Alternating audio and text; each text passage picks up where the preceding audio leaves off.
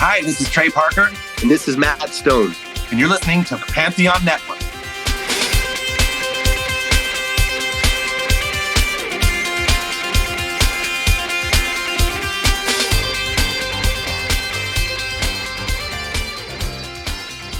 Hey, I'm Nick DiMatteo, and welcome to Season 6, Episode 29 of Music is Not a Genre, MxG.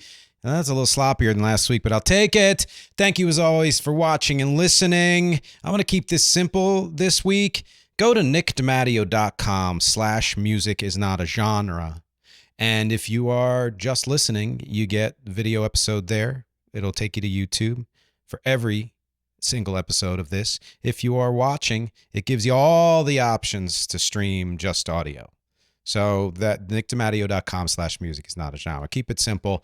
We are still doing a fundraiser here, trying to raise money to have a season 7. I would love to continue this podcast and make some upgrades and things like that. So please consider either joining me at patreon.com/music is not a genre or contributing any amount to the GoFundMe. That would really, really help me out. And one more special announcement. If you watched the podcast from last week, you know this, which I actually just recorded 10 minutes ago, but you know, magic. And that is that I'm having a live episode recording in a few weeks.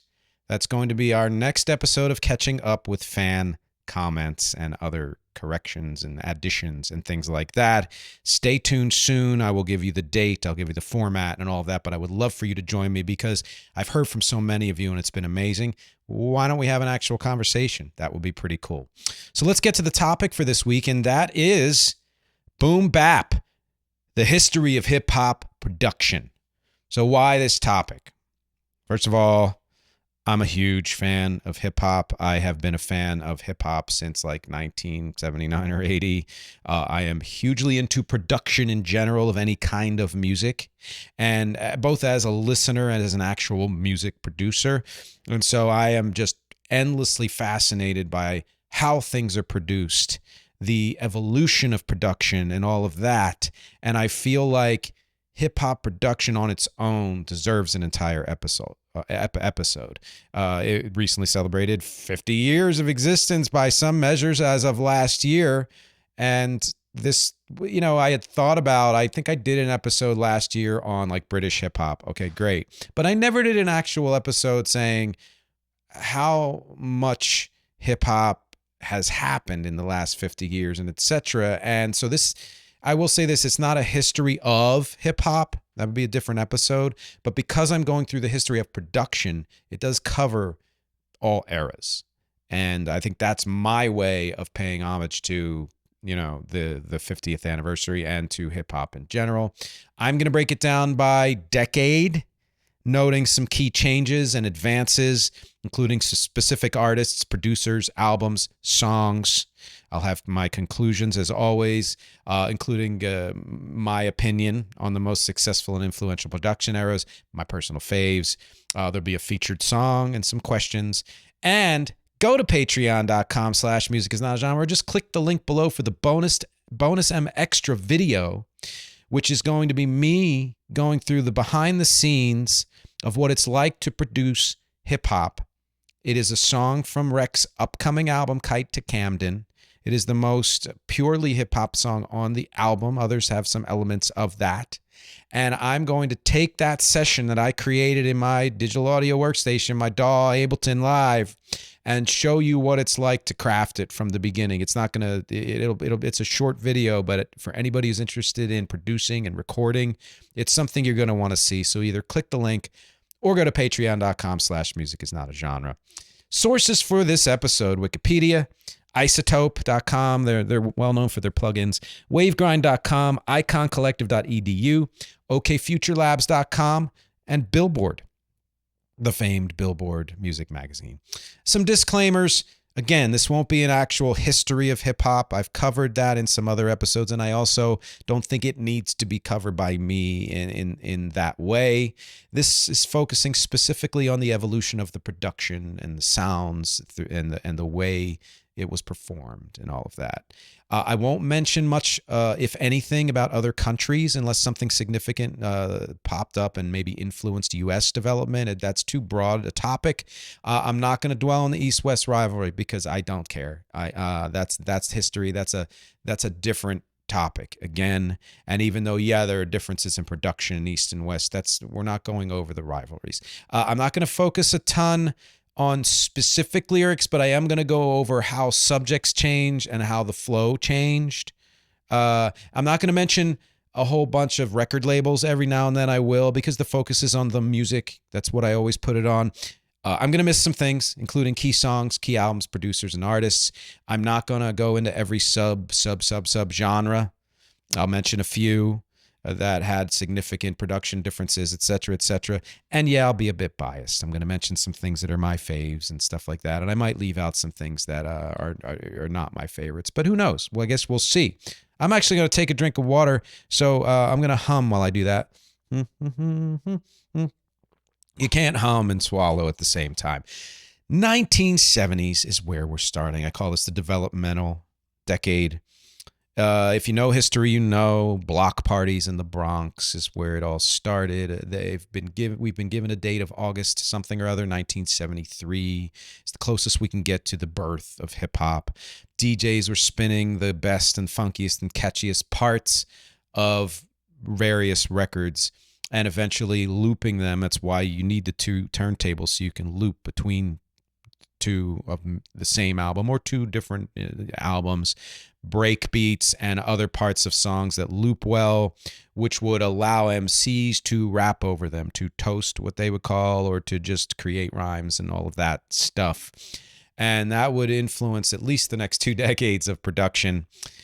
Super simple and utilitarian approach, as it had to be. And what a great place to start for any genre. And I think a lot of genres start out like this, which is what are the basics? Well, how did this get birthed? And what's the easiest way to get from point A to point B? Get something funky going and let the MCs do their thing.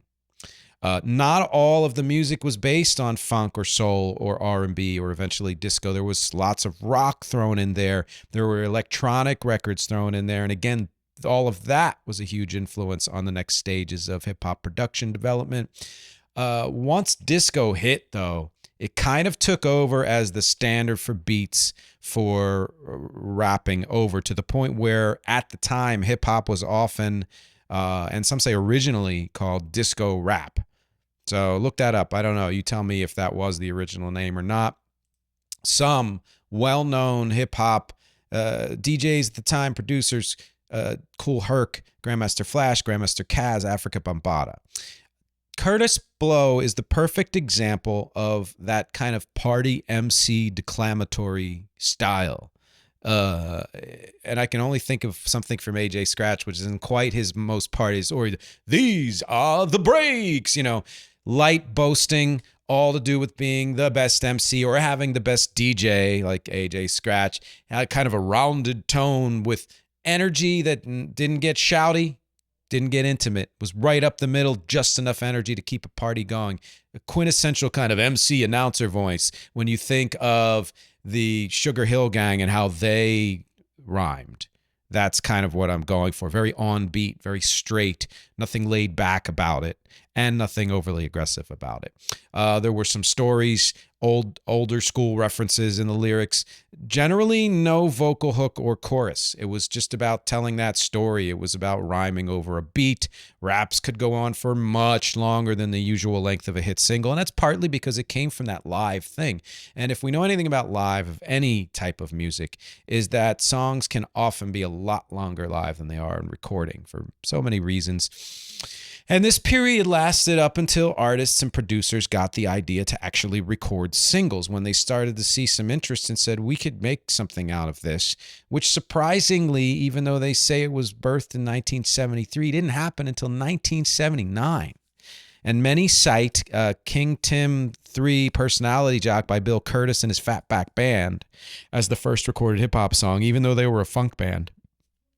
Sugar Hill's Rapper's Delight is a close second in terms of being the first single recorded and released, and it's clearly the winner of the first notable hit hip hop song. Many of those early records they re-recorded ideas from other hit songs. For example, Sugar Hill Gang's Rapper's Delight redid the riff from Chic's Good Times. And a lot of people think, and this has actually been said by about quite a few hip hop records, that it was just samples. Samples like that didn't exist then. These were actual musicians re-recording that riff. And there's another one I'll get to in a second. Very cool story on Good Times, and actually on Sugar Hill Gang and Rapper's Delight, but the Sugar Hill Gang and Sugar Hill Records. Sylvia Robinson, who founded Sugar Hill Records and produced their early recordings, was half of the 1950s-60s duo Mickey and Sylvia, who had a hit called Love is Strange. She also had a solo hit, a proto-disco song in 1973 called Pillow Talk. I mentioned Mickey and Sylvia in that Two Hit Wonders episode, by the way. So this is kind of a cool connection. Music is not a genre. Another cool story on the song Apache, also produced by Sylvia. It was originally released in 1960, written by Jerry Lordan and recorded by Bert Whedon. Didn't like the recording. It was made even more popular later in 1960 with a surf rock version by the Shadows. But then in 1973, the Incredible Bongo Band, remember that, did a version, and that would become the template for Sugar Hill Gang's Apache in 1981. And if you remember Apache, you hear the bongos, Incredible Bongo Band, but again, they redid that music. And it's likely because the breakbeat from that version by Incredible Bongo Band was spun by a ton of DJs. So eventually they were like, well, we got to use this. We got to put it on record. So since we're in the 1980s already, let's go there. 1980s, I call it old school and beyond. By the time the 1980s hit, several key production developments had happened. Things were actually being recorded, but most notably, it was the switch from live musicians to drum machines and eventually synths, which is something that would also morph disco. I did an episode called Where Disco Went When It Stopped Being Disco, because disco didn't die, it just morphed. And it morphed into things like high energy, electronic dance music, house, techno, etc.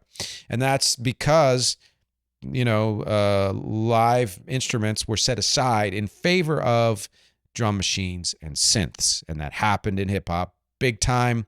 The iconic one, the boom bap, the center of the graphic card, wherever you are watching or listening to this episode, is Roland's TR-808 drum machine. The 808, which was the descendant of a late 70s version of the TR-55, which was known, the name of it was a beatbox. And keep that in mind. So the first thing called a beatbox in the world was an actual box that made beats by Roland. The 808 was released in 1980, as was the Oberheim DMX, which was featured eventually on Run DMC's first recording. So a big year for electronic sounds. Most of early 80s hip-hop was electro. It had morphed from that disco template to an electro template. Think Planet Rock by Africa Bambaataa and Soul Sonic Force. Think Nunk by Warp 9. One of my favorites, Boogie Down Bronx by Man Parrish. Another favorite a little bit later on, Jam On It by Nucleus, NEW. They were all inspired by electronic bands of the 1970s, most notably Kraftwerk and Japan's Yellow Magic Orchestra. I mentioned both of them in previous episodes, but those were huge influences on that electronic wave of hip-hop in the early 80s. You can kind of think of it as new wave hip-hop in a lot of ways. But Kurtis Blow again pops up as significant because I think of anybody in this early period, his releases are a great way to sketch the early development of hip-hop production because his style changed and evolved as production did. Think of Christmas Rappin' from 1979. Look it up. Or The Breaks from 1980. Go check them out. They're basically disco funk played by a band, and Kurtis is rapping over them. But then you go to 1982, his song Tough is kind of a midpoint in that it still has a very disco-y feel, but it's using a drum machine mixed with live instruments, and also there's a little bit of synth in there, so a real transitional song. And then in 84, his production stripped down, because that was what was happening, to a drum machine, a synth, some live instruments, and you got to think of songs like 8 Million Stories, his collaboration with Run DMC, or Basketball, which is the one most people say, Curtis Blow, they're playing basketball, is the one people remember. That's a very different production style than if you go back to Christmas Rappin' and a morph from his 82 single Tough. But then you get to same year later in 84, even different, AJ Scratch, which is my favorite song of his, and I still spin it every now and then. It's considered the first on record to use a sampler, the Fairlight CMI. And so it's all morphed from all live instruments to now you're using drum machine and sampler, and that's huge. And that would become super, super huge in the rest of the 80s and the 90s. Also, Basketball and If I Ruled the World, another great song by him, started to incorporate sung choruses. So it was morphing to a point where it was just rhymes and stories and no hooks to now you were starting to hear people sing on hip-hop songs, which is a big development, to be honest. Process was separating hip-hop production from its disco and DJ roots. And that continued when even the synths started to disappear, leaving just a stripped-down beat, as in Run DMC Sucker MCs, one of my favorite songs by any hip-hop artist ever, produced by Russell Simmons and Larry Smith. And when you think of that, it really is just a drum machine. I don't think there's no other instrument there. 2 years ago, a friend of mine asked me to say some MC rhymes, so I said this rhyme I'm about to say, rhyme was deaf, and then it went this way. I could keep going on. It's one of the few hip-hop songs I actually know almost all the lyrics to. Think of Rick Rubin's early minimalist work with T. La Rock and Jazzy J, It's Yours. God, that I may be even more of a favorite to me. I love It's Yours. You got to look it up, T. La Rock and Jazzy J's It's Yours. And, of course, LL Cool J's I Need a Beat, which was barely more than a beat, or Beastie Boys pre-licensed to ill singles like Rock Hard or the Beastie Groove. It was all pretty much just beats and some scratching, perhaps, and very minimalist. At the same time, rapping style was morphing. There's a term called MC popping, which meant rapping off the beat. So everything up until that was like, now what you hear is not a test, which was very on beat and would end on a beat and start on a one. It wouldn't be on the ands. It wouldn't be syncopated. MC popping, that was changing that thing, like coming off the beat a little bit, hanging back a little bit, going forward a little bit, mostly hanging back. Some deliveries in general were getting subtler, less declamatory. Think of some of like It's Yours from T. La Rock. Yeah, and Curtis Blow's later stuff, a little more subtle than what he did early on when he sounded more like an MC, like a master of ceremonies. Or some of the deliveries were going the other way and getting more out there and more aggressive, like the Beastie Boys, like Run DMC, like eventually Public Enemy.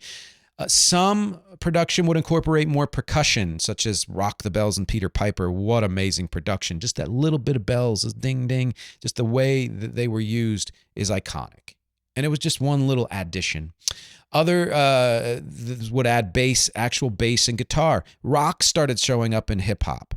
Keys, synths like the Minneapolis sound type synth. And as it incorporated more synths and sung melodies, pop hip hop was rising. Acts like Houdini, who eventually led to MC Hammer and people like that. And this wasn't even the height of pop hip hop. That would come much later. But this is when it started. And let's not forget scratching, which had been around since the mid-1970s.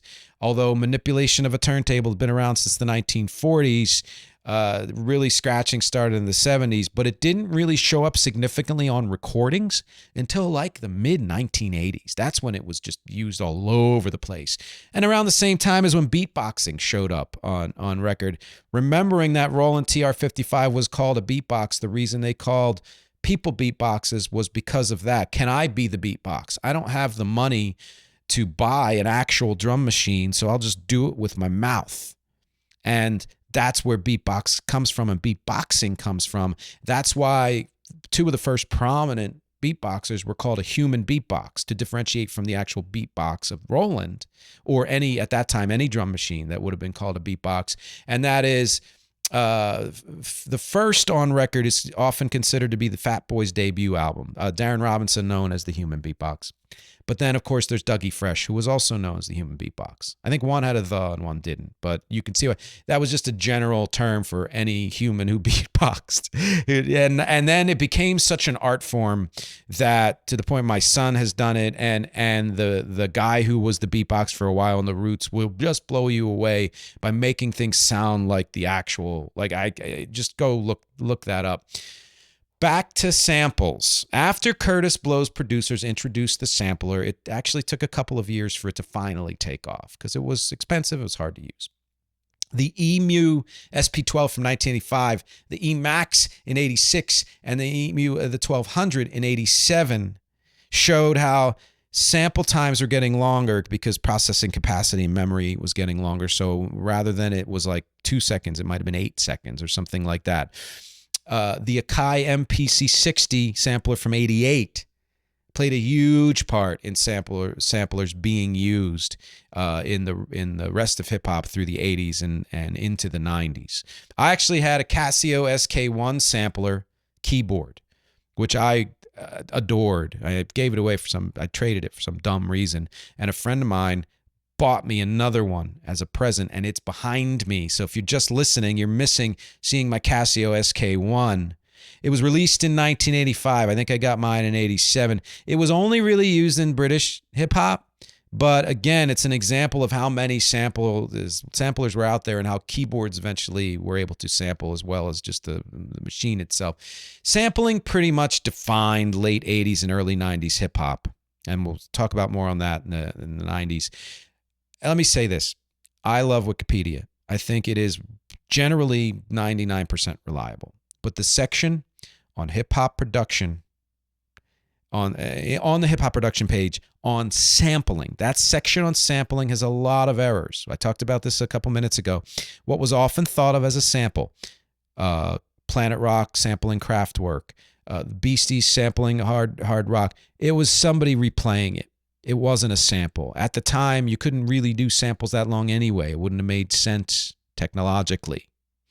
But we're going to get to this crucial development more in the 1990s, something about sampling and how it morphed from people just replaying things to actually sampling records to having to kind of go back to replaying things to finally coming to an agreement that you could do either or if you followed the rules. Sampling was rife by the mid to late 1980s. Think of Public Enemy, the layered sampling in there, produced by Rick Rubin and the Bomb Squad. Paul's Boutique, produced by the Dust Brothers, used as many as 105 samples, I believe. Dr. Dre's earliest productions with groups like NWA, super layered. Very different from the stripped down kind of early Run DMC and Tila Rock and all of that, which was an evolution. At this point, in the late 80s, hip-hop was splitting kind of between pop styles like the Beastie Boys, Young MC, MC Hammer, and Vanilla Ice, and I think even Tone Loc at the time. All that kind of pop rap, pop hip-hop, featuring mostly fun and innocuous lyrics. And then you had another section which was kind of gangsta and harder core hip-hop, more aggressive, like Public Enemy, like NWA. Featuring lyrics depicting political and social issues and real-life struggles or stories about the streets and things like that. And then a third, which was what I saw online, is called Daisy Age hip-hop, which is trippier styles, a little more almost hippie-ish.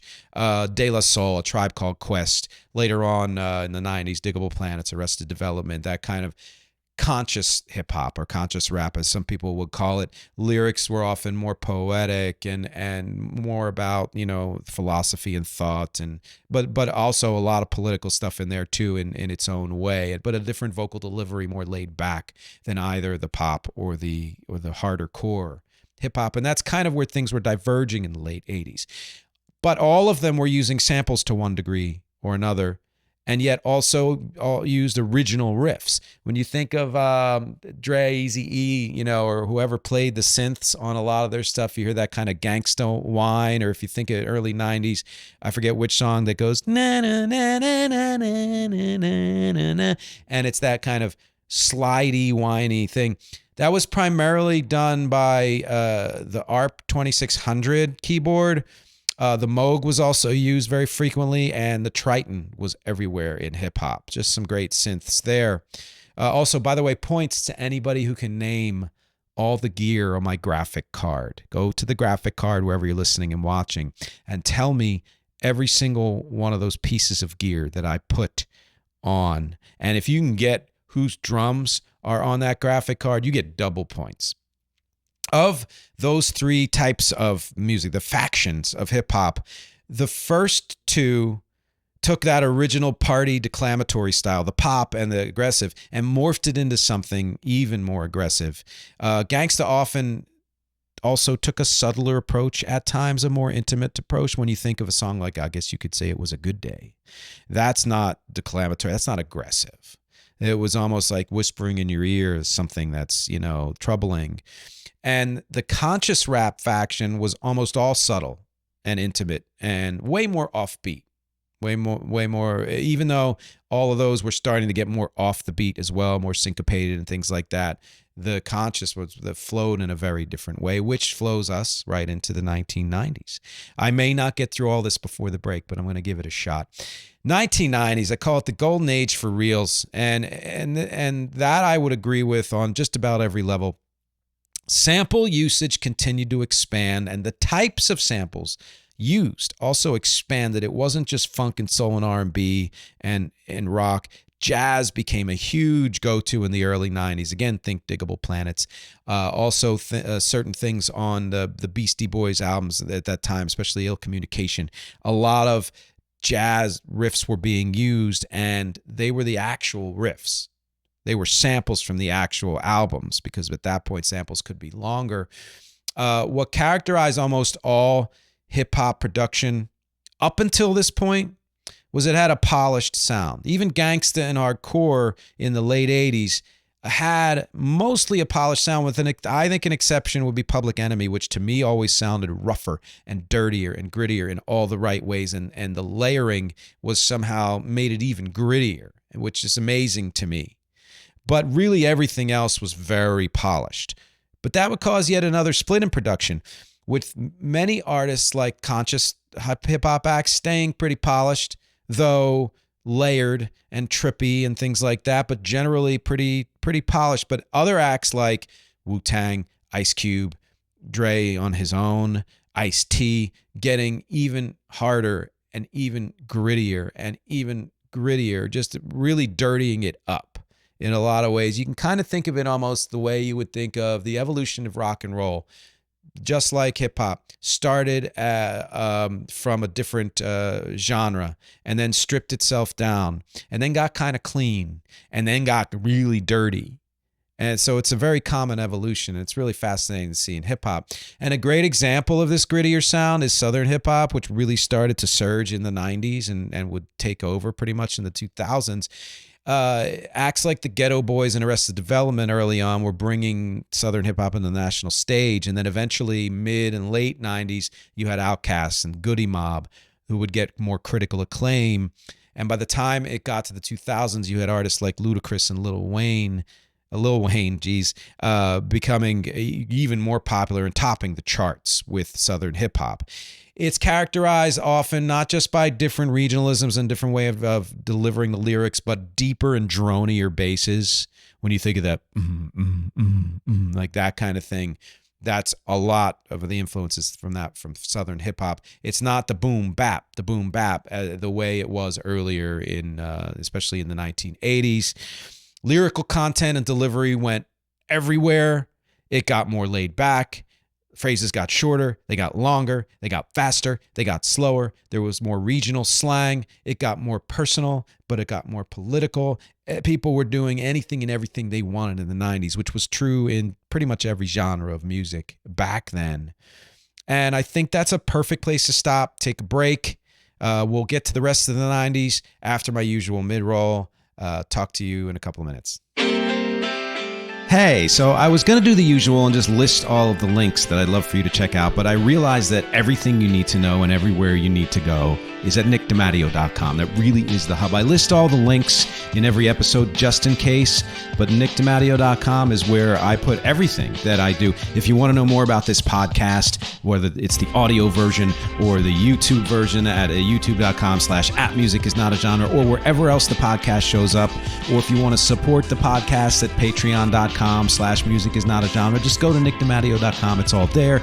If you want to check out my full discography of original music and covers for my band REC and beyond, it's at nickdemadio.com, including all the streaming and social links for wherever you listen to music and wherever you check out your soch.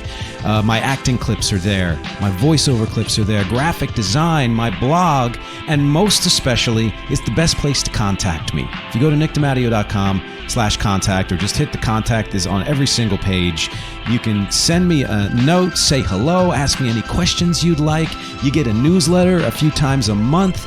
And if you have a project of your own and need work done for it, whether it's audio editing or music or voiceover or graphic design, or if you have an event and you need live music, go to nickdemadio.com, contact me, say hello, let me know what you need. I'd love to hear from you.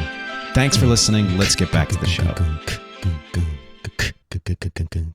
And we are back mid-roll. I wonder if I got the tempo right for that mid-roll music. I don't know. But I am happy to be back in the 90s, revisiting all of the great hip-hop that happened then. I don't know what I'm saying right now. I'm just trying to get back into the flow of things.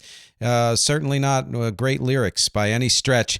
So we were talking about lyrics, actually, before we broke.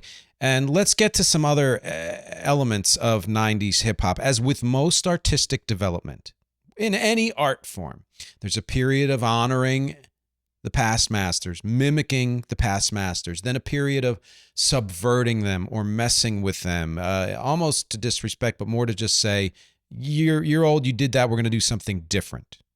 And that happened in the 90s big time. Samples were being used in ever more diverse and weird ways. Rather than just taking a funky drummer from James Brown or whatever it is, they were being sped up or they were being slowed down. They were being morphed in ways that would obscure where they came from even, and they would change the pitch of things. This is something that morphed over and bled over into a lot of techno and other electronic music. When you think of Moby's Play album, he would take samples, or even Fatboy Slim, they were taking samples and changing the pitch and the speed of them to fit this new song that they were creating. Something Prince Paul helped to pioneer. And then he passed it on to RZA and Jay Dilla and eventually Kanye, among so many others. They were known for taking samples and manipulating them in those ways, which was a step forward, almost that simultaneously honoring the past and subverting it. So, I mean, that you can kind of think of it that way. You can hear this split on the Beastie Boys' first two albums in the decade, in the 90s. Check Your Head, which had that super harsh, gritty sound, which was not about samples. And then all of a sudden, Ill Communication comes a couple of years later, which was my favorite of theirs. And as you know, if you checked my top 10 Podfast, which leaned toward more polish, but they mixed up those samples in ways that were more inventive. And yet that went even further with 1998's Hello Nasty. But we're going to get to that in a second, because a note on sampling in that, in 1991, it all came to a big stop, briefly, because a court ruled that unlicensed use of recorded samples constitutes copyright infringement. People would owe tons of money if they kept doing it. I think it was Bismarcky that was the defendant on that. And there was a slight modification of this ruling in, I think, 2017, which we'll get to. But what that meant was artists couldn't just indiscriminately use samples. They had to pay for them. So that forced a lot of artists to either buy them, which not many could, maybe some labels could, but not a lot of artists could, or use fewer samples or none, and or supplement it with original playing, or create their own, which is something I've done and a friend of mine has done, where you create something that sounds like it comes from something else and then morph it in a way that makes it sound like a sample. Is so fun. And I think, and I could be wrong because I haven't seen the documentary in like 4 years, but the Beastie Boys Hello Nasty, I believe they said that what sounds like samples on there was them creating this stuff in the studio deliberately to sound like they came from other records and then using them like samples. I could be wrong of that's the album, but I'm pretty sure that is. Now, I said it came to a brief halt because eventually labels and artists set aside the funds to actually license these samples. So sampling did come back quite a bit in the mid to late 90s and beyond. Again, not from the smaller artists, but from people who could afford those samples. As DAWs, digital audio workstations, became more affordable and ubiquitous in the 90s, layering increased. The number of artists able to release music increased. This was like the proto-internet where you could do a lot more for a lot less money, and it wasn't quite where it would get, but it was pretty close. And the expansion of styles happened because of this too, because if you could do your own thing for cheaper and make your own decisions about your production, then you didn't need to adhere to the studio or producer or engineer that you were hiring or what you could afford. You could do all this in a pretty affordable DAW and fairly affordable home equipment. Not as affordable as it would get, but pretty darn good. More often than not, in the late 90s, sequencing ruled, even more so than sampling, especially because of the affordability. And some amazing sequences were developed. And sequencing, if you don't know, just means recording, usually digitally, a passage of music that you could then loop with or without variation. As the 90s wore on, though, live instrumentation crept back in, influenced by the neo-soul movement in very large part, like the Fugees and Lauryn Hill and Common. But the Roots and Stetsasonic were honestly pioneers of live instrument hip hop. They did it way before the late 90s, and it's important to note that they were way ahead of the curve. And at the same time, this is, again, the 90s went everywhere in every kind of music, and that is so true for hip hop. Although a note that I'll talk about more in the conclusion is how we say this happened and then this happened, but as if that didn't exist before. But we'll get to that in a sec. It expanded yet again to rock. But unlike the largely drum machine and sample-based rap rock of the 1980s, full live bands took it on as what was known as rap rock or nu metal, which new being NU, by the way, is, I think, appropriate because it sounds like metal, yeah, the umlau, but also fittingly, it's not actually the word new because it's not actually a new idea. It was just done in a certain way. Think of some of what the Beastie Boys did in that decade and even in the 80s, but it's particularly like Check Your Head and some of the EPs they did and things like that where they were playing live instruments, or think of Sabotage from Ill Communication. Rage Against the Machine were well-known purveyors of this and early, and followed by the next wave of bands like Limp Bizkit and Korn and then Linkin Park. Bridging that grit and polish divide, the conscious hip-hop style at the time in the late 90s morphed into even more trippiness. They went even further afield sonically, which is shit that I love. You had, just to name a British, you had trip-hop, which didn't make much of an impact in the States until later, but Tricky and Massive Attack and artists like that did that trip-hop, as it sounds like. It's that trippy kind of like, if you're high, this is how you'd make hip-hop kind of feel. Psychedelic, messing with your mind. But Missy Elliott and Timbaland, they were masters of this. Blackalicious, one of my favorite bands from the 90s and 2000s, did amazing things with this kind of trippiness, but also kind of rootsier, drier acts, not as washed in psychedelia. It's like Common and Black Star were doing conscious hip hop as well. So that kind of idea of I don't know how you'd say, I mean, nothing's higher or lower. I don't like saying it that way, but using the idea of consciousness, whether it's social, political, philosophical, spiritual, as a template for your lyrics became more and more prevalent even in the late 90s than it was before. And then forget it in the 2000s, which is a perfect segue right here because this is why. 1999, the end of the decade, Blackalicious released their first album, And it's also when hip hop became the most dominant genre on the charts. Not the most dominant in sales, that would come later, but the most dominant on the charts. It first happened in 1999. Brings us to the 2000s, which I call hypes and heights, when hip hop not so slowly became the dominant genre. In this decade, hip hop ruled more than anything else. It incorporated sounds from lots of other kinds of pop, such as straight up pop, electronic pop, soul, R&B, techno, rock, different kinds of rock from different decades. It incorporated all of that, whether it was samples or redos of that. Think of the notorious Puffy now, who had a lot to do with, could we repurpose a song like Every Breath You Take into I'll Be Missing You instead of I'll Be Watching You, and redo it, but reference it and pay homage to the song, but also use it to create something else.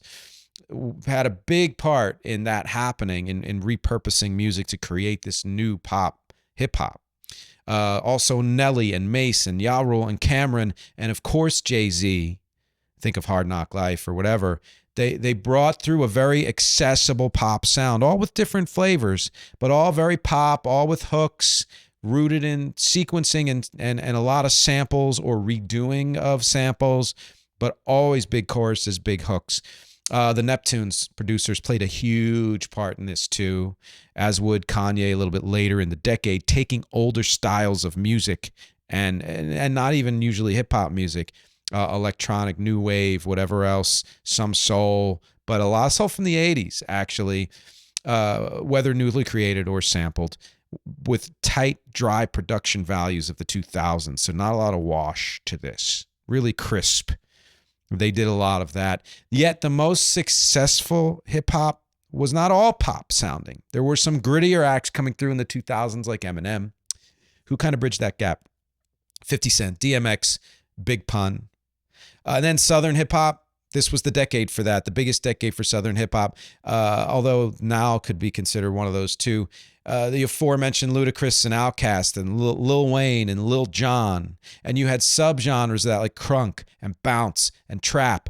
And all of them had thick bottoms, super thick basses and bottoms, droney most of the time, with possibly the exception of bounce. A lot of grit, a lot of layering, and leaning towards party lyrics delivered aggressively, though not all party lyrics. Sometimes there was even a growl. There you think of a lot of the, I know you can think of, it's not Coolio, it's the other guy. His name is escaping me. Maybe it'll pop into my head. But there are certain artists who had that growl to the way they delivered. I think Lil Jon, you can kind of think of that a little bit. And that crept in a lot into 2000. So there was a grittiness to the 2000 that kind of split. When at the same time, you still had people like Common and The Roots making some of their greatest albums in the 2000s. So it was still that kind of three, pop, grit, and conscious, split, which would only last through the 2000s, and then new things would pop up to make the splits even greater. Think of 3-6 Mafia, Big Freedy, a Young Jeezy, some great Southern artists from crunk, bounce, trap, and all of those.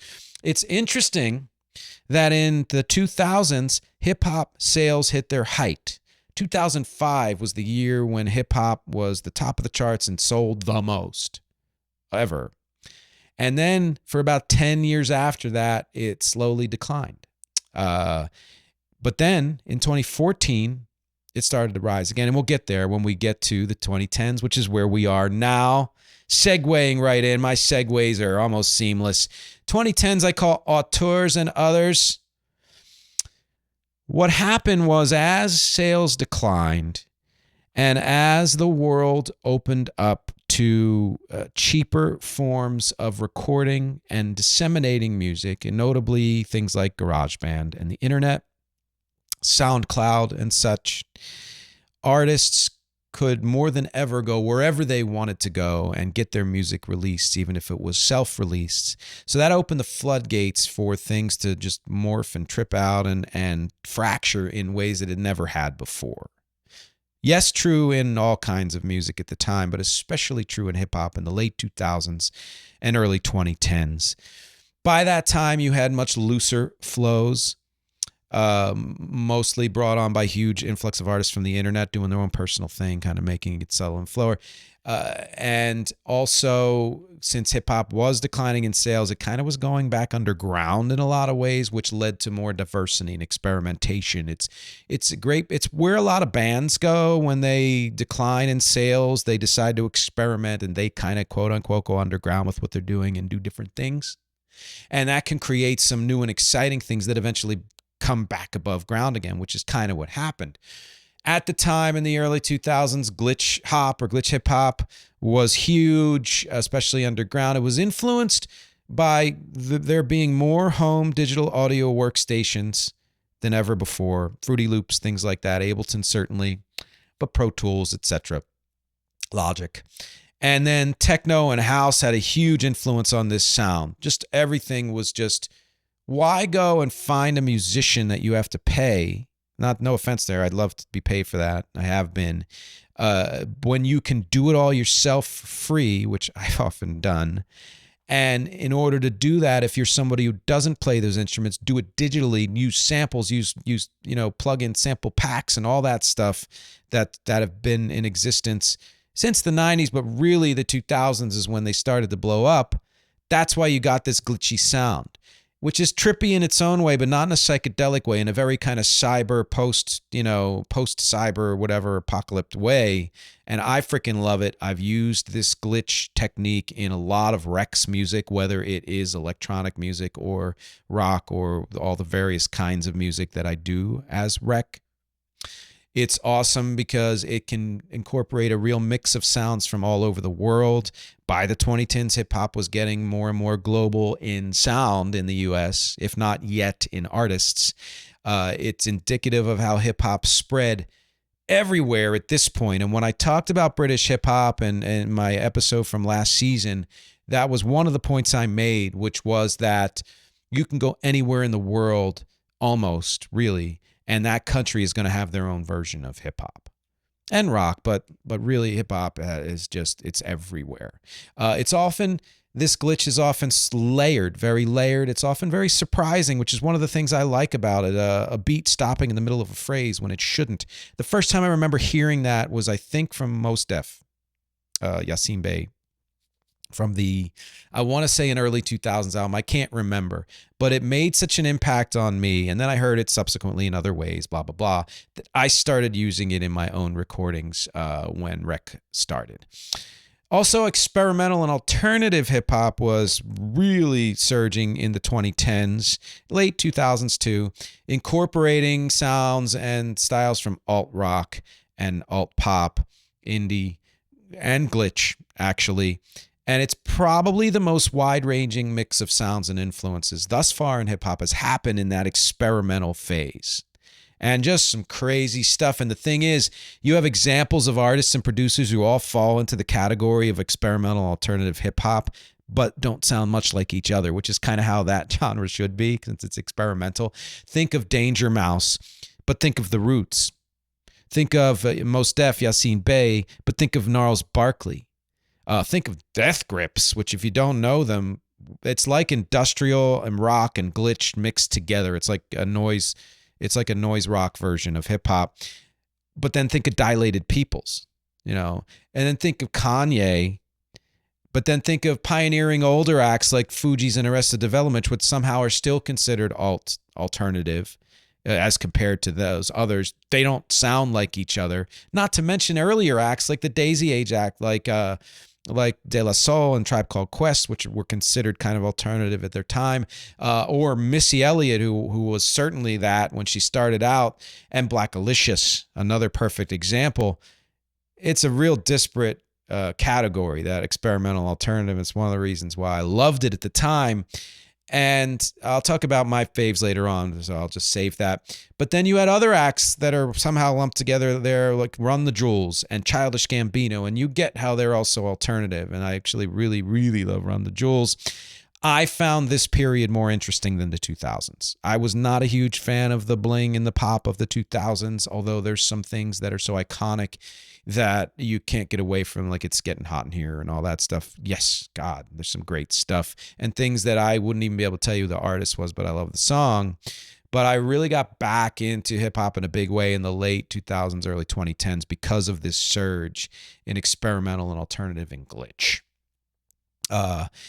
In the second half of the 2010s, hip hop was getting more personal, but on a bigger scale because sales started to surge. But before they started to surge, those low sales, again, opened up the floodgates to other ideas that didn't need to rely on sales to exist because the internet was there. And that internet and the SoundCloud rap or hip hop is its own genre. The home DAW generation is what lent hip hop to becoming more personal in the late 2010s, which of course leads to something called emo rap or emo hip hop, which took its production cues from indie alt rock, indie alt pop, especially the kinds that use a lot of electronic sounds, but also just straight up rock sounds. And of course, that has a very personal and confessional style to it, this emo rap. Even artists like Drake and Kendrick can cross into this category. But you have people like Lil Uzi Vert, Lil Peep, Lil Nas X, who of course further define what hip hop could be. You have Mia, Kid Cudi, 24K Golden, Kid Laroi, even some members of the ASAP mob, Anderson .Paak, who's another example of live instruments still being present in hip hop, Post Malone. These are all kind of emo or emo adjacent hip hop people. Emo hip hop kind of had that lighter production value to it, partly to allow the lyrics to shine through and partly because this was being done at home and then kind of like the less the better, just get enough down there to get the point across of the song.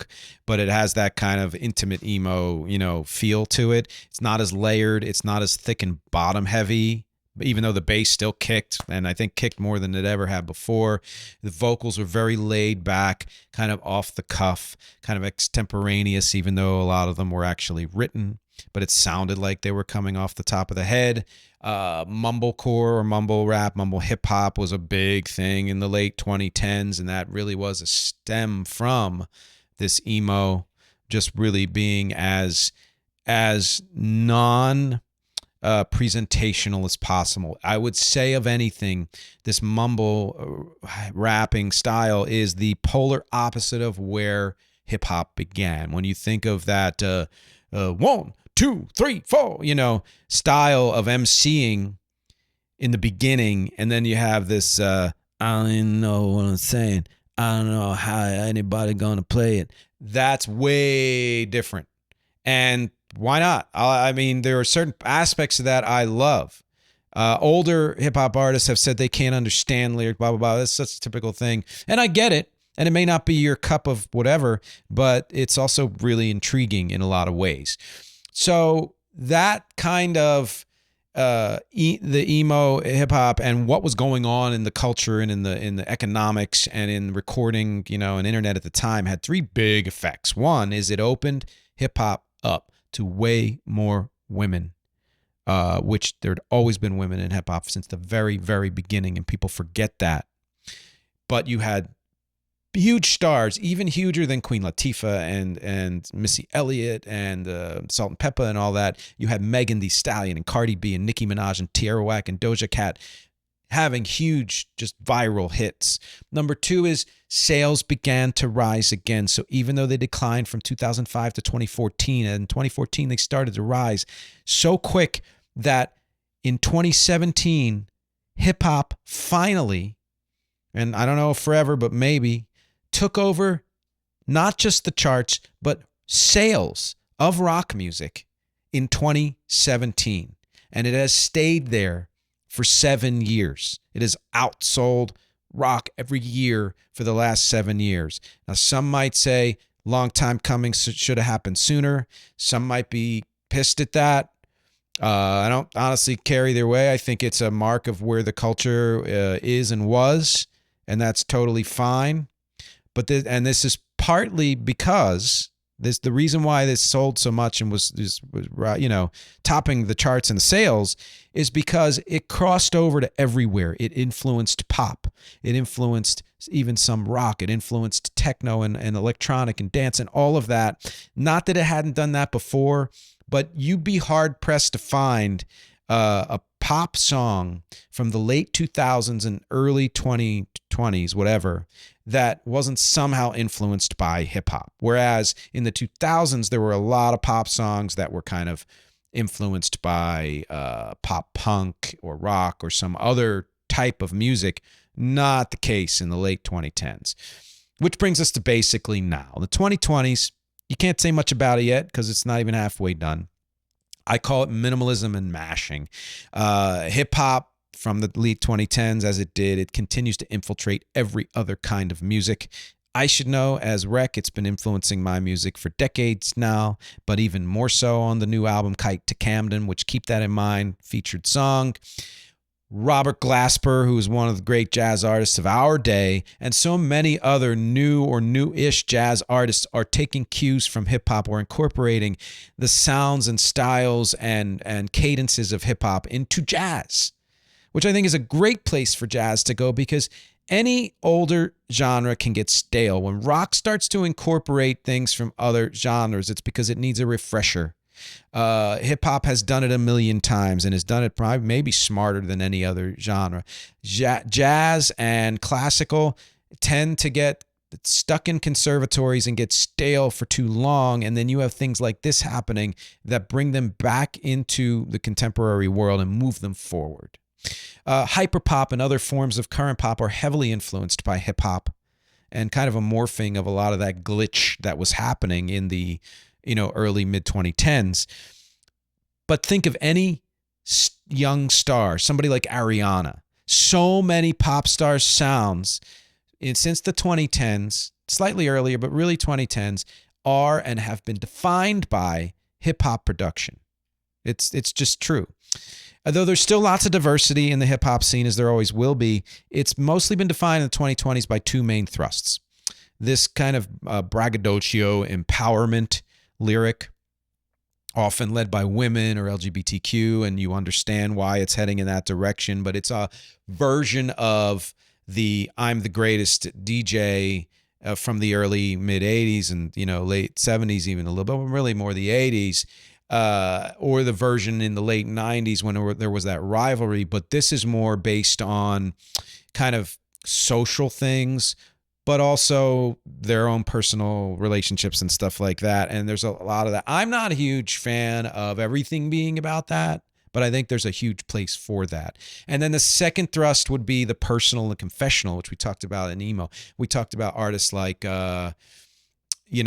Kendrick Lamar having a lot of confessional lyrics and of course all the emo hip hop artists, but you also have artists like Jack Harlow and Drake who kind of do both. At various times, Drake is commenting on how great he is and how shitty somebody else is. I mean, we know from the kind of Kendrick Drake rivalry, which who knows if it's real or not or whatever, but it's fun to follow. And then Jack Harlow, and Drake, who he can also be very bold and braggy, but then they both get really personal and confessional, honestly. And that's kind of cool that you had this initial start, one place, maybe two places for hip hop, breaking up into maybe three different factions, staying there, and then breaking up into like 15 or 20, and then converging and merging some of the things that normally wouldn't have seemed like they could have gone together and putting them back together.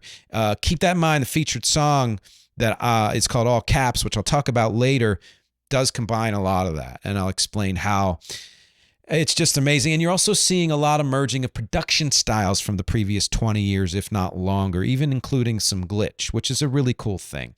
Production in the 2020s all across the board has been much, much, much, much less layered, much drier, very much reliant on just a good beat and a voice, unlike the layeredness of 90s, 2000s, even basically early 2010s. It took its cue from like the SoundCloud and emo and all of that, where it just kept it really simple. There might be one or two other sounds along with the beat, if any, and then the voice. just wisps of other little thematic synthesis, where they stick out in a very good way, but all of them have some kind of hook and chorus. All of them. That's something that developed in the late 80s or whatever, mid 80s, and has stuck with it, not in every song or every genre, but pretty much. It's kind of cool that it's a mix of everything that came before, but it's also a throwback and a shout out to the roots of hip hop, which was very sparse, and it was just a beat, a couple wisps of music, and a voice or a group of voices, and that's kind of how things are right now. I don't know where hip hop is going, but I can make a prediction. Hip hop of the last 20 plus years has become increasingly diverse and global. It's incorporated sounds and styles from other countries' music, which has not only changed U.S. hip hop production, but it's opened the doors for other artists from other countries to break through in the States, South Africa, and places like that, which is great for them, great for the world that we're having this kind of cross-cultural exchange. And it's happened because U.S. artists started to use those sounds and they sold, and then the label said, well, that sound sells, so I'll find an artist from the actual country who's doing good work and I'll put them up too. Before I get to conclusions, some two big side notes. One is about the lyrics. One hallmark of the musicality of hip hop is how the lyrics flow, whether you're singing them or not. And there was a real, surge of sung hip hop lyrics that started to happen a little bit, honestly, in the 2000s with like auto-tune and stuff like that, but really in the 2010s and certainly now in the 2020s, where a lot of hip hop lyrics are being sung, and yet we know they're still hip hop because of the style of the music and the delivery, primarily over anything else. Anyone who knows hip hop even a little, who's followed it through the years, has heard the changes in lyrical flow based on styles, trends, whatever, some subgenre characteristics or regionalisms, individual artists. And one of the things I'm always fascinated by is how what's considered hip and funky has changed over time. So that initial declamatory style with the very straight disco-y beat way back, for the longest time was considered not funky anymore, and things got more syncopated, etc. And it's sort of come back in some ways now, and the funky syncopated thing, which I prefer, has kind of fallen away. I don't know. It's really interesting. But getting back to kind of that lyrical flow, that early mid-speed, mid-volume declamatory style, again, they had sentences that either ran into each other, but always kind of mid-speed, or stopped on the 3, like, what you hear is not a test. 3, that's a 3, or some other prominent beat. Almost always had very simple rhyming words at the ends of each line, not all the time. Think Sugar Hill Gang. That gave way to shorter sentences that were spit more forcefully, like Run DMC, Sucker MCs, or Beastie Boys Fight for Your Right to Party, in which the members of the bands shared a single line sometimes, or jumped in with each other on a single line, which was a relatively new thing. That forceful approach got even bigger with acts like Public Enemy or NWA, and sentences at the time became even more broken up to emphasize single phrases or words. More internal rhyming was starting to be thrown in there, especially by like Eric B. and Rakim, De La Soul, and A Tribe Called Quest, who took the internal rhyming aspects of all of that, but took away the declamatory and made it deliberately laid back, more intricate wording and phrasing, starting to mess with where lines could start or stop, more off the beat, playing around with the downbeats instead of playing right on the downbeats, cutting phrases up shorter, diggable planets like cool like that, using them as hooks. Internal rhyming was everywhere at the time. In the later 90s, flow went everywhere like all of music did. It got more syncopated, but it also got more lyrical and flowing. Think of Tupac and Biggie and all the places they went to. As Southern hip-hop started to take hold and have an influence, lyrics got faster and faster, and the flow changed yet again. It's almost like the drum and bass of hip-hop wording. I think of Outkast and how fast they were, how fast I'm trying to talk right now for some reason. Woo! In the 2000s, rhyming went everywhere. It broke into pieces, like the fracturing of hip-hop in general in the 2000s. Eminem set a new standard for internal intricacy and internal rhyming and alliteration, and unpredictable phrasing, and going out there and all over the place, that he certainly pulled from his influences and inspirations, and he's talked about that. But it also got simpler and poppier. It didn't always need to rhyme anymore. Think of it's getting hot in here, so take off all your clothes. It's getting so hot, I'm going to take my clothes off, whatever. None of that rhymes. And it doesn't matter because you are emphasizing the meter and the musicality of the words themselves over the rhyme, which is a cool development. As the 2010s went on, lyrics got chopped up into even shorter sentences. I keep this Death Grip song, I can't remember, keeps running through my head, which is almost sounds like a machine gun fire in the way they're delivering the lyrics. It's kind of awesome. The point, but then that even morphed to where more the mumble or emo or SoundCloud rappers were doing these phrases that would stop on the, again, like on the 2 and the 4, I guess. And that would and almost to the point where every now and then they might change it, but it was generally the same. And a lot of the artists at the time had that same. It was like a trope, in the same way that everybody wanted to sound like I can't remember that female artist whose name always escapes me, would round the vowels in a certain way, and then every singer did it. And that's kind of what was happening in the late 2010s with the phrasing of hip hop, which brought about more mumble rap, which made the percussive sounds and open vowels as indistinct as possible, almost like plasma swirling around the beat. Instead of emphasizing any part of it, it was to deliberately subvert the fact that there was any rhythm in there at all. Wording wise, vocally, which is pretty freaking awesome. With artists like Kendrick and Drake and Tierra Whack and so many more, now you have artists who are taking cues from all different styles of spitting. So summaries of the history of how rhyming has been done, the cadences that have ever existed, quite often in a single song. Which, keep that in mind when I talk about the featured song. Another note, through all the decades, there's been this other side genre of hip-hop, instrumental, which can be techno or electro, or organic instruments, even jazz, even soundtrack, ambient, meaning what? Hip-hop is not always rap, and rap is not always hip-hop. It doesn't even need to have words. Hip-hop can be instrumental or pop or R&B or ambient, and rap can be nu metal or indie alt. That's not hip-hop music. So those are two different things. People think, oh, rap is hip-hop, hip-hop is rap. Not necessarily true. But I will say that hip-hop has been the most referenced influence in other forms of music in the last couple of decades, at least, than any other.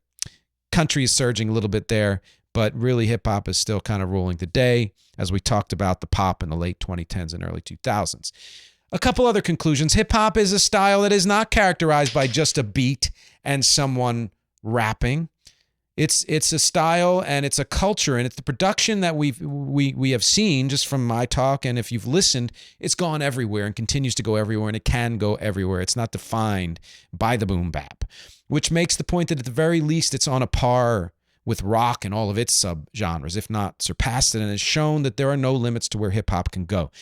Like every genre, the seeds and sometimes the whole freaking plant of later movements have existed before. Think of how proto-punk existed in the early 60s, but we didn't think about punk until the mid-late 70s. Subgenres of hip-hop that surged later, like pop or southern, had their progenitors way earlier on. So we can say this came and then this came, but kind of was there all along in a lot of ways. Naming some great hip-hop producers going down the road, you can look them all up to see who they produced. Sylvia Robinson, Rick Rubin, Larry Smith, Prince Paul, Marley Marl, Dust Brothers, Bomb Squad, Dr. Dre, Q-Tip, The Hitmen, DJ Premier, RZA, Timbaland, Organized Noise, especially for Southern, Swizz Beatz, J Dilla, Madlib, The Neptunes, and Kanye, to name just a few. My favorite periods of hip-hop production would be the first half of the 80s, because I grew up with it, pretty much all the 90s. And the early 2000s. First half of the 2010s because of the glitchiness, and to some degree the last 5 years, honestly. Which brings me to the featured song. It's a song called All Caps, which ironically, there are no capital letters in that title. And the reason why I named it that is because for a while, a lot of artists were naming everything capital letters on streaming, whether it was the album or the song, as if to say, this is me and this is my song, and pay attention. And my point in the lyric, and one of the parts of the lyrics is, I don't need all caps because everything I say is in all caps already. And yet what I did was I wrote sheets and sheets and sheets of lyrics, and I threw out most of them. I kept the ones that seemed to make sense to me and somehow connect in one way or another and tell a story. It's one of the most confessional and personal songs I have ever written. Then I road tested them on the mic, and I threw more lyrics out and condensed others and rewrote others and rearranged others, leaving the song with only what was needed and what worked well. It's a deliberate journey through several kinds of hip-hop, partly inspired by Kendrick Lamar, partly by my voracious appetite for so many subgenres of hip-hop and how it's been influenced by other kinds of music and vice versa, and quite a lot because each section of the song's production and vibe fit the lyrics, fit the content and flow of the lyrics. It starts out with trippiness and psychedelic and trip-hop, goes kind of gangsta and hardcore. Then it goes into neo-soul, then rap rock, like a Rage Against the Machine, then weird, then kind of like almost like if Primus was a hip hop band, then basic boom bap, and then emo rap, which segues seamlessly into the first single off Kite to Camden, All on Me, without a break. It's one of my favorite things about the album is how the songs flow one to the other, and all caps, unreleased, still unreleased, will continue to be unreleased probably until this album is done, unless I decide to release it as a single. So you are hearing it first in just a minute or two. And after you listen, go check out the bonus extra video on patreon.com/musicisnotagenre, which is me taking all caps and showing you how I recorded it, breaking it down track by track and building it back up. It's kind of a fun trip through a recording studio in the process of putting a song together. Some questions. What's your favorite era of hip-hop production? Do you prefer old school, golden age, bling, something more specific or contemporary? What did I miss? Who did I miss? Producers, artists, you tell me. Where do you think hip-hop production is headed next?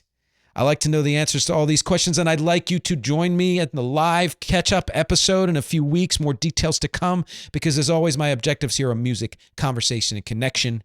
Thank you for hanging with me for this extra episode of Music is Not a Genre, and I'll talk to you next week. Coming out of the swirl. My mind, only half understanding where it's been. Don't know which end is real, both ends. Coming out of a hole in my psyche. Is this even like me? How do I know this is me? I made up this face for the world to see. I can't see myself, not from here. It's not clear. It's all a purple swirl, purple fear. How can I know what an unexamined life looks like from the outside? Is it even right to take one step? Get my mind running, thinking, overthinking, slowly sinking into twisted tunnels through fisted funnels. They say it's not worth living, but is it living if you're always looking from above? One room removed from the groove with something to prove. Removed from love, removed from the moments that spark life. It's not right to be outside the light in this dark life, missing more than you can imagine, than you could ever examine. I think I see it like I need someone to see me all the time, to feel plugged in and alive. I need to be watched, noticed, observed, understood, to feel worthy of feeling good. So I examine myself, cause I'm afraid there's no one else there watching or stopping to care about anything I do or shit out. Even if I blow out my whole heart and soul and split out, I still can't tell if it amounts to anything any life is supposed to be about. I take my moment, take my second, let emotion foam and let the truth wreck it. Find faith but not to pray, to keep the doubt away, to convince me I'm worth something, that what I believe and what I do is epic and true for you too. I don't need to know what's next. I find the eternal spirit in dirt and sex. All the old gods are dead. I took 3 days to clear my head. Year after year I made my confession. No matter how raw I got, it made no impression. I spit it out sweet, trying to make it rise. Like in every underbeat was I apologize for being too what, to me too good. And if I said I'm great, believe me, do you think you would? Now you come off seeing me as desperate, even though my feelings and actions are completely separate. But I don't need to account for everything I say. When I expound, all other sounds move out the way, cause everything I say is in all caps. That's why I don't need to use all caps. Everything I say is in all caps. That's why I don't need to use all caps. Nope. go. I got stuck up my ass trying to be profound. Took me years of fuck ups to finally come around. Trick, now I'm wise, don't make me a sage. It's sick what I realized when I fully came of age. And if I moan, it's not me throwing shade. I feel pain, but on my plane, it's so much more than okay. This is a valve pipe for me to vent and cope. It's a lifeline when my dreams dying, cause I'm all spent of hope. You have to know, chiaroscuro, well endure over your days. Life is precious cause of death, it's what I heard, it's what they say. But I will fight to the rebirth for that not to be so. Death is dumb, don't take me first cause I will not go. Did you hear what I did? Cause everything I say is in all caps. That's why I don't need to use all caps. Everything I say is in all caps. That's why I don't need to use all caps. I wanna be sure, I wanna trust and verify, but I'm agnostic, gotta see it, but my third eye's blind. Got no faith, no more, no nirvana. I hate to not believe it, how badly do I wanna turn that train around, reframe the sound so I'm on it, traveling over ground and not under the train rolling over me. But I just can't believe, I just can't believe that I just can't believe all the old gods are dead. I took 3 days to clear my head. I took 3 days to clear my head. I took 3 days to clear my head. I took 3 days. Sometimes I have to remind myself to ask about other people. It's like my mind is in church and I can't see past the steeple. I'm self-obsessed, drowning in my own beats. To say he's seething with contempt for everyone he meets, like a geezer at the checkout counter of a Sheetz, dispossessed of empathy, put in the jerky and jerk beef. I just wanna love, love is never only one thing. There are 8 billion ways to sing, no such thing. Perfection, no inflection points. To direct our connected joints, to speak our common bio, to try to find the why-o.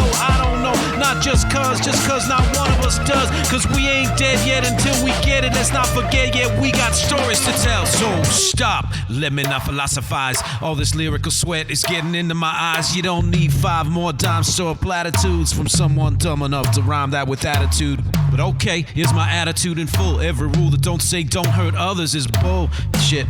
So is everything I said. Let me kick the soapbox and get out of my head. I get stuck up there, not a fun place to be. It makes trouble for everyone around me. Hard to see from the bubble, like I'm not safe enough. Self-protected, my skin is like paper stuff. Can't think straight, it's been rough. I can't think straight, no. I need a second, I need my second sight to go over whatever I did last night. 1 second while I get the hell out of the light. Get down in and try to get this right. Get this right. Get this right.